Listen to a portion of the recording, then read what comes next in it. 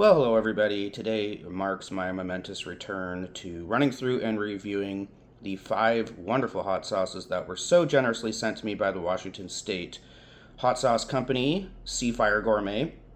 So I've already been through the La Diosa Verde, outstanding, one of the best green sauces I've ever had.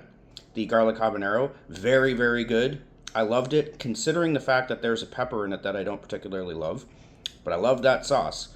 And then the scorpion sauce. Again, scorpion peppers, not my favorite, but this was a very good, very representative version of what that sauce, type of sauce, tends to be.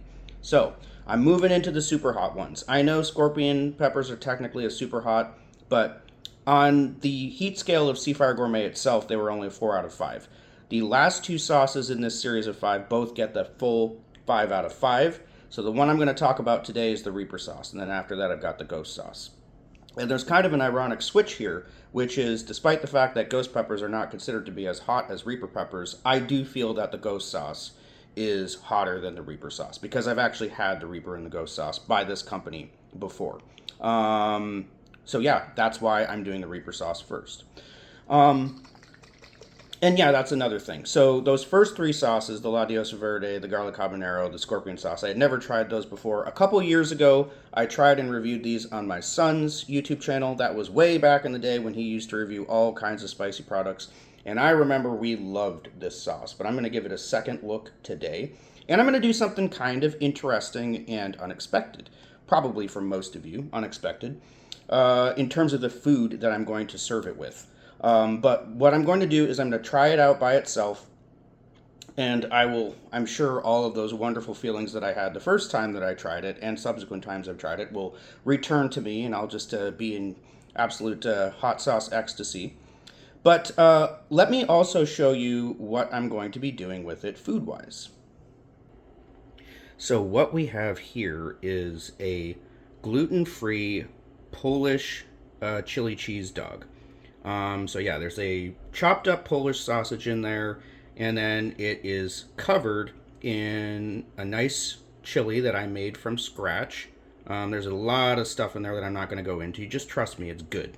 I accidentally put clove in it, but I was able to figure that out too. And then yeah, there's just some cheese and some diced onion melted over top. Now, into the chili, I have mixed this. And I've mixed a really, really solid helping of this. I had a little bite of it before I put it over this chili cheese dog, and I was like, wow, not for beginners. That does not just give it a hint of heat, it gives it a lot of heat. So I'm going to return to my sampling table, and I'm going to try this by itself, and then I'm going to see how it does on this chili cheese dog, the gluten-free chili cheese dog, because I really am trying to watch my bread intake right now.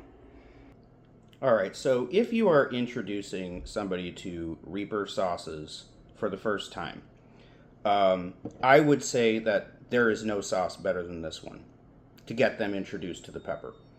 Yeah, I mean, you might give them a sauce that has, Reaper pepper and then a couple other peppers that are much more predominant in it. But this is a Reaper sauce, alright? You get the fire of the Reaper in this, but it's a little bit more subdued than some other Reaper sauces that I've had, and it's combined with just absolutely wonderful flavors. It is one of my favorite Reaper sauces, and yes, a very, very good way to break people into it. So, what is in this sauce is white wine vinegar, Carolina Reaper peppers, chipotle peppers, balsamic vinegar, shallots, garlic, honey, brown sugar, salt, xanthan gum. So this is just a sweet, smoky, tart, wonderful sauce. It's really, really good. And yes, Carolina Reapers are the most prominent pepper in it. Because there are a lot of sauces that I have in my collection that have Reaper in them, but there's somewhere down near the bottom, and there's like 4 or 5 other peppers that are creating the heat and the pepper flavor in a way that the Carolina Reaper is not. I think a lot of Carolina Reaper sauces, or sauces that have Carolina Reaper in them, they just throw a trace amount in there just to like bolster the heat a little bit. This is a full-on Reaper sauce, but I would say it's manageable, all right? It's manageable for the uninitiated. Now, somebody who's just a hot sauce beginner, hell no. Keep them away from this sauce. All right. Let's give you a good look at the texture here. I'm not going to do too much. My stomach's been very temperamental, so I'm going to take a small bite here.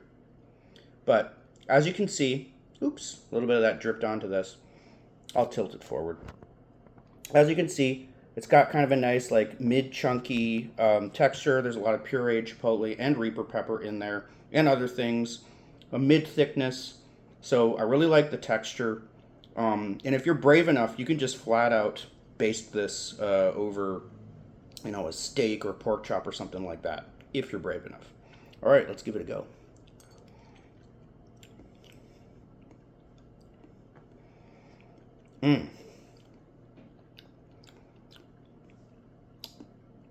Maybe my tolerance is down, but that is definitely hotter than I remembered it.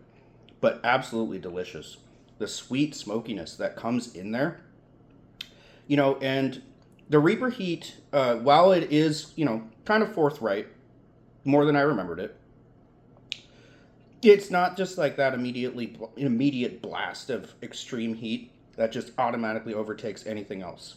All right? Throughout my taking of the bite, letting it sit in my mouth, swallowing of the bite, letting the burn sink in, while all that was happening, I could taste all the flavors around and underneath those Carolina Reaper peppers. And the Carolina Reaper peppers themselves are delicious in this too.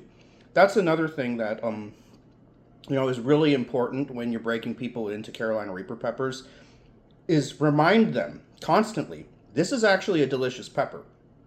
You know, you might be absolutely floored by the heat the first time that you try it, but you let that heat simmer and die down a little bit, you're going to be tasting a wonderful, fruity pepper. That's what Carolina Reapers are. And they're used very, very well in this sauce. There's great balance to this sauce. Significant heat, but not going to send anybody into a panic. I mean, maybe a little bit of a panic. Make sure, again, I keep stressing that this is such a great sauce to introduce Carolina Reapers to people.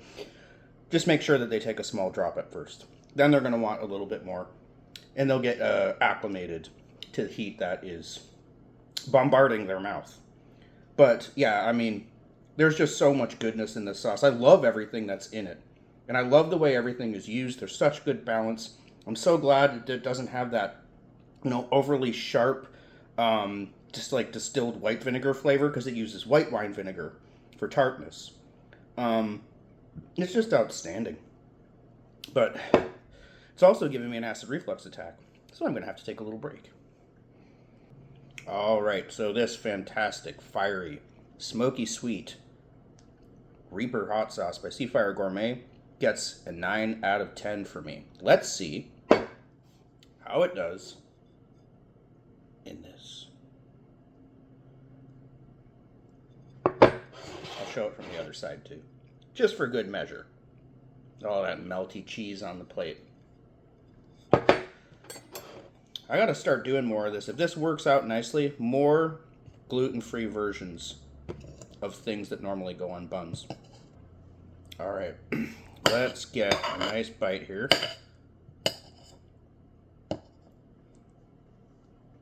Nice, cheesy, cheese and chili loaded bite. Let's top it off with one of these little onion pieces. Can't do it without the diced onion. Okay, here we go.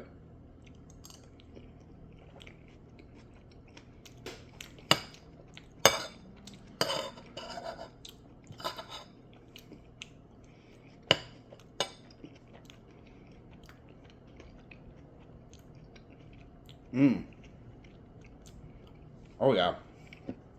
I mean, of course, a spicy, sweet, and smoky sauce like this with chipotle peppers and Reaper peppers and lots of garlic and honey and other stuff, of course it's going to be a good addition to chili.